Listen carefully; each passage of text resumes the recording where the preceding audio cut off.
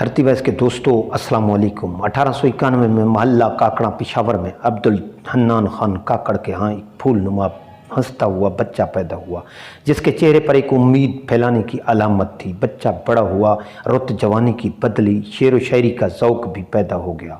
जवानी में क़ायद-ए-आज़म और अल्लामा इकबाल के अफ़कार से मुतासिर हुआ और प्यारे देश पाकिस्तान की जद्दोजहद में मसरूफ़ हो गया। वो बला का मुकर्रर था, उसका मुताला बड़ा वसी था। 1946 की शिमला कॉन्फ्रेंस में क़ायद-ए-आज़म अपने साथ जिन 3 मुस्लिम लीगी रहनुमाओं को लेकर गए, उनमें एक ये भी था। 10 अगस्त 1947 को पाकिस्तान की पहली दस्तूर साज असम्बली की हलफ बर्दारी की तकरीब में जिन 53 आदमियों ने रुकनीत के रजिस्टर्ड पर दस्तखत किए, इनमें उनका नाम भी था। इस तरह 14 अगस्त 1947 की अहम तकरीब में इंतज़ामात के लिए क़ायद-ए-आज़म मोहम्मद अली जिन्नाह ने उसी शख्सियत का इंतखाब किया। वो क़ायद-ए-आज़म के शदाई थे।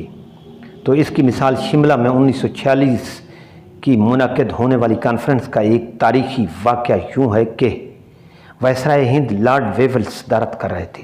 कांग्रेस के रहनुमा, जिसमें महात्मा गांधी, पंडित जवाहरलाल नेहरू और सरदार पटेल, जो कट्टर हिंदू ज़हनियत रखता था, वो दौरान गुफ्तगू गैर शाइस्ता अल्फाज क़ायद-ए-आज़म मोहम्मद अली जिन्नाह सदर आल इंडिया मुस्लिम लीग के बारे में इस्तेमाल करने ही वाला था कि उस शख्स ने स्टेज पर जाकर उस गुस्ताख को अमलन वो मज़ा चखाया, सारी ज़िंदगी नहीं भूल पाया। कायद का ये जान निसार सिपाही बाज की तरह लपक पड़ा और खूब दुर्गत बनाई। नाजरीन, क्या मैं पाकिस्तान के बाद क़ायद-ए-आज़म, गवर्नर जनरल और लियाकत अली खान पहले वज़ीर आज़म और ये पंजाब के गवर्नर बने तो एचिसन के प्रिंसिपल ने सिफारिश की कि वो अपने बेटे को इनके इदारे में दाखिल करवाएं।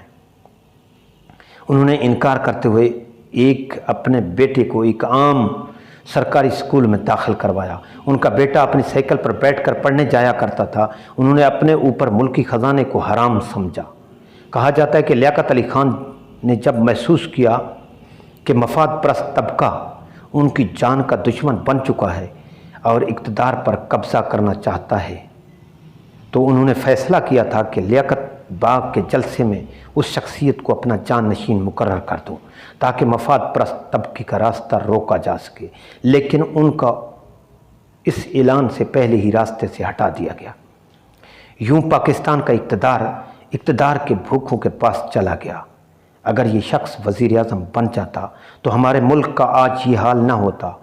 ये शख्स कौन था, ये जानने के लिए ये वाक़या सुन ले। जब ये गवर्नर थे तो अक्सर लाहौर की सड़कों पर पैदल चल पड़ते, लोगों से मिलते, उनके मसाइल सुनते। एक दफ़ा एक शख्स एक दिन आपके साथ हो लिया। उसने आपसे पूछा कि चमक दमक तो आपकी गवर्नर सरदार अब्दुर्रब नश्तर जैसी है, क्या आप उनके भाई हैं? ये सुनकर सरदार साहब मुस्करा पड़े। सामीन, धरती वैस की ये काविश अच्छी लगे तो लाइक और सब्सक्राइब।